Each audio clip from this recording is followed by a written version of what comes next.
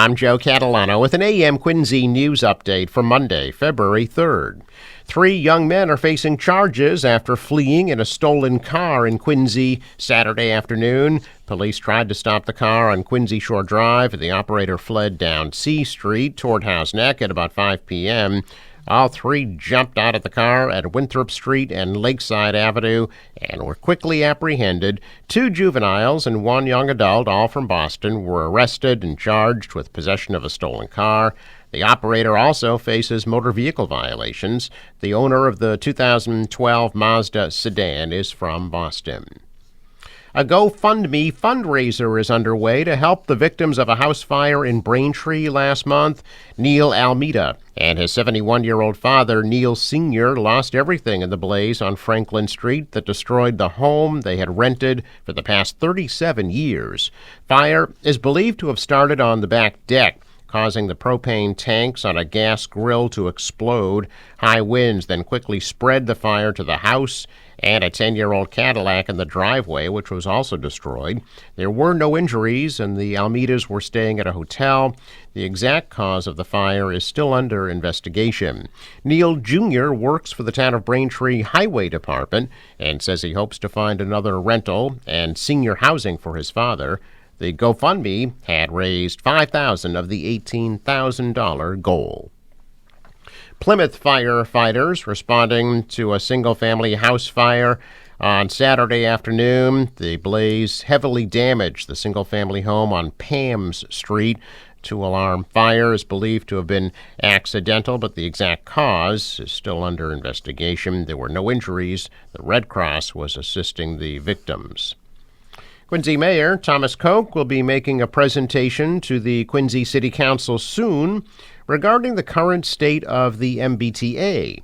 Koch sits on the MBTA Advisory Board, the T Board of Directors, and the Board for the Mass Department of Transportation. He says the T is a critical part of Quincy's infrastructure. Koch praised MBTA General Manager Phil Eng for achievements including eliminating slow zones leading to improved efficiency on subway lines, and for appointing the first ever Director of Commuter Ferry Services. You could be teeing off at the newly renovated Furnace Brook Golf Course in Quincy in about a month. Commissioner of Natural Resources Dave Murphy told City Council President Ian Kane that the golf course restoration project is moving ahead smoothly. Murphy told Kane that it would be early April before a restaurant is open at the golf course, and that improvements to the nearby Forbes Hill Park will resume once the weather allows. Drainage improvements to Summit Avenue are also complete. Quincy residents should be receiving their 2025 city census forms in the mail soon. City Clerk Nicole Crispo says there was a bit of a delay in getting the forms out this year, but that's been resolved. Crispo says any voter that does not return their city census will be placed on the inactive voter list and will be required to prove Quincy residency before voting in this fall's city election. State officials have awarded more than $2 million in federal funding to help local police departments and state agencies prevent firearm deaths and injuries across Massachusetts. The grants mark the first funds awarded in Massachusetts through the Byrne State Crisis Intervention Program. Governor Healy made the announcement on Friday. The program is funded through the Department of Justice and administered in Massachusetts by the Office of Grants and Research. In total, just over $2 million in federal funds will be invested in crisis intervention and gun violence prevention efforts across the state. The grant funds will support initiatives including suicide prevention training for veteran service officers, crisis intervention and de-escalation training for local police, outreach regarding extreme risk protection orders, and youth violence prevention programs. Under the conditions of the federal program, the funds may not be used for the purpose of enforcement activities. Award recipients will receive technical assistance and other support from Northeastern University, which was chosen as a statewide research partner through a competitive application process. The school has been awarded $150,000 in grant money. Locally, the Braintree Police Department is receiving about $150,000 of that grant. Governor Healy will revisit her plan to close a Canton pediatric rehab and relocate the services to Western Massachusetts. That's according to Congressman Stephen Lynch. Lynch and other lawmakers on Friday toured the state-run Pappas Rehabilitation Hospital for Children, which provides treatment, education, recreation, and transitional services for disabled children and young adults. Last week, as part of the Commonwealth's new budget, Healy had announced the state's intentions to shutter that campus and move services to Western Massachusetts Hospital after a Department of Public Health review found Pappas lacked the modernized care patients with critical needs require. Healy said the buildings are aging and the conditions are poor, with no room in the budget for expensive upgrades the patients deserve. The proposal has prompted fierce pushback from current and former Pappas patients, their families, community members, and local legislators. Thousands have signed a petition urging the state to save the facility. This Friday, Lynch said he spoke to Healy. She agreed to take a closer look at all options for Pappas. Well, hundreds of people attended the funeral for Captain Richard Stratton in Quincy.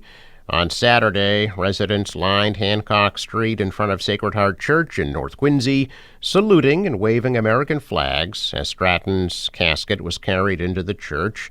Stratton died January 18th in Florida at age 93, but was buried with full military honors at Mount Wollaston Cemetery in Quincy, including a flyover by 4 military fighter jets. Stratton often spoke about how he survived torture and inhumane treatment as a POW in Vietnam for over 7 years. After he was freed and served a distinguished naval career, he went on to continue to advocate for veterans during retirement. Dozens of runners from the Boston Bulldogs took the polar plunge in Quincy, taking off from Mound Street Beach, Quincy Point yesterday afternoon. The Bulldogs are a wellness running club that welcomes people in recovery. Many are training for the upcoming Boston Marathon. It's a fundraiser for their marathon team, according to Boston Bulldogs Executive Director Jim Keene.